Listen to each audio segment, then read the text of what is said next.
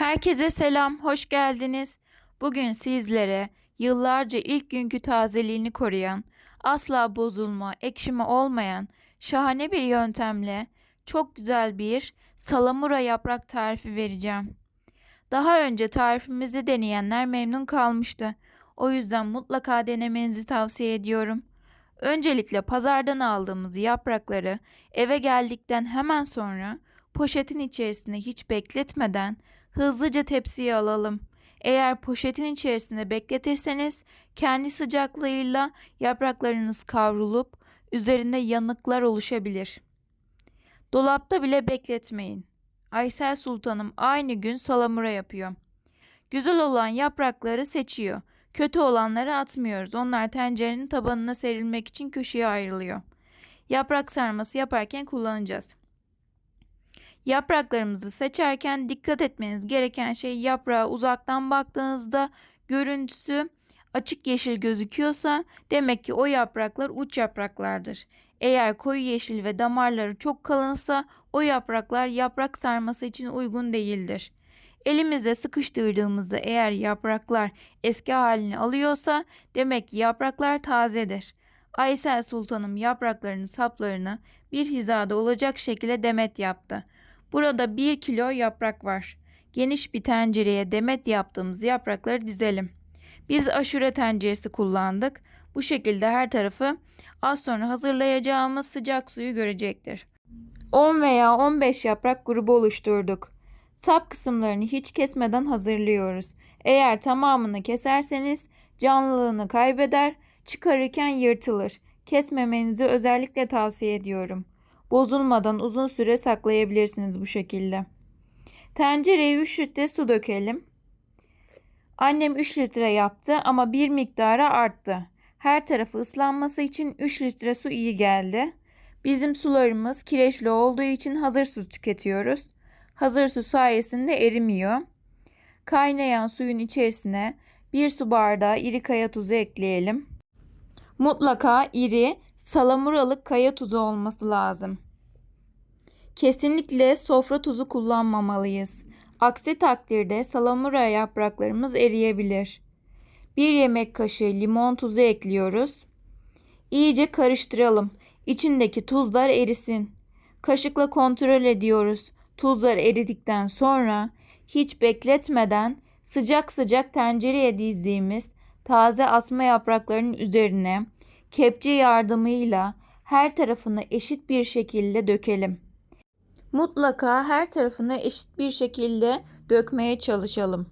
Bütün yapraklarımızın ıslanması gerekiyor.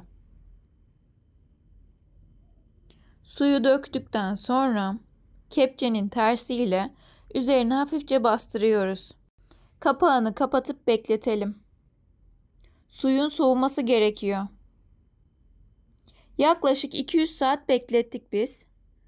Dışından kontrol ettik. Su soğuduktan sonra yapraklarımızı kavanoza basacağız.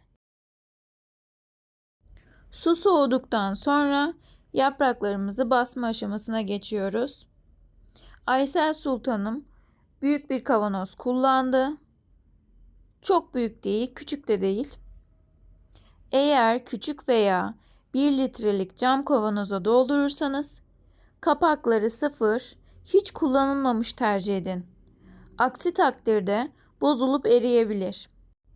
Sıfır kapakları 2 geri 1 ileri olacak şekilde sıkıca kapatın.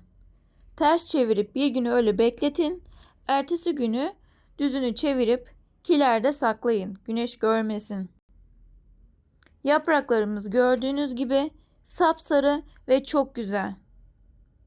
Suyunu bir kabın içerisine alacağız az sonra. Yaprakların üzerine dökeceğiz.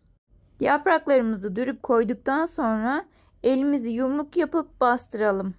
Çok fazla bastırmayalım, zedelenmesin. Aysel şefimin yaptığı gibi bastırıyoruz. Yapraklar bittikten sonra turşu plastiği koyuyoruz. Eğer videoyu buraya kadar izlediyseniz nereden, hangi ülkeden veya şehirden izlediğinizi yorum kısmına yazarsanız çok sevinirim. Sizlerin de kullandığınız farklı salamura yöntemleriniz veya yaprak basma yöntemleriniz var ise onları da yorum kısmına yazabilirsiniz. Hem bizim hem takipçilerimiz için fikir olmuş olur. Şimdiden değerli yorum ve beğenileriniz için çok teşekkür ederim. Aysel Sultanım salamura yapımı hazırladı. Bunu kilere, güneş görmeyen yere koyuyoruz. Suyuna tuz koyduğumuz için yapraklarımız tuzlu. Kışın yaprak sarması yapacağınızda tuz miktarına dikkat edin. Ona göre tuz koyun.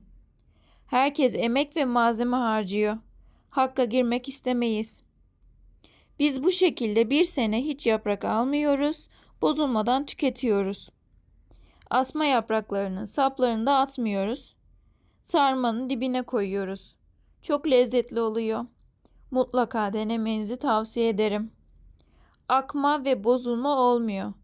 Yıllarca denediğimiz ve çok memnun kaldığımız bir yöntemdir. İlk günkü tazeliğini koruyacaktır. Yapraklarınız çok güzel ve lezzetli olacak. Bir de bunu kıymalı yapınca çok ama çok lezzetli oluyor. Anacığımın ellerine sağlık. Eğer beğendiyseniz Aysel Sultan'ın emeği için beğeni yapıp ve yoruma emek yazarsanız çok sevinirim. Kaydetmeyi ve paylaşmayı unutmayın. Bizleri izlediğiniz için çok ama çok teşekkür ederiz. Bu hafta kilosu 300 liraydı. Azar azar alıp her hafta yapmayı düşünüyoruz inşallah, Allah nasip ederse. Aysel şefim bunu hiç ıslatmadan, yıkamadan, tuz koymadan dürüp büküp kavanoza dolduruyor. Bir de o şekilde yapıyor. Hiç tuz, su kullanmadan. O şekilde de hiç bozulma yapmıyor. Bu şekilde de hiç bozulma yapmıyor. Bunun lezzeti apayrı güzel. Onun da lezzeti apayrı güzel. Bu haşlamadan direkt kullanılıyor. Pratik oluyor kışın. Diğeri hiç bozulmadan yıllarca duruyor. İlk önce bunu tüketiyoruz. Sonra hiç su değdirmediği kavanozları kullanıyoruz. Çok ama çok lezzetli oluyor. Aysel şefimin ellerine sağlık. Sizler de yaptığınız, denediğiniz yöntemleri bizlere yazarsanız bizler de fikir sahibi oluruz inşallah. Bu plastiği aldık. Zeytinlere, turşulara, yapraklara bunu kullanıyoruz. Çok pratik oluyor. Aysel şefim şimdi ülüklü bir plastiğe suyunu koydu. Başta dediğim gibi 3 litre kaynar su kullandık ama bir kısmı arttı. Çok kullanmamızın sebebi her tarafının eşit bir şekilde ıslanması. Arta kalanını da kenara ayırabiliriz, yani kullanmayız. Ama bu şekilde yaptık. Güzel oldu. İnşallah ağız tadıyla tüketiriz. Bizlere afiyet, size fikir olsun inşallah. Beğenen elleriniz para görüversin. Bir sonraki videoda görüşmek üzere. Yaprak salamura hazırladık. Umarım beğenirsiniz. Allah'a emanet olun.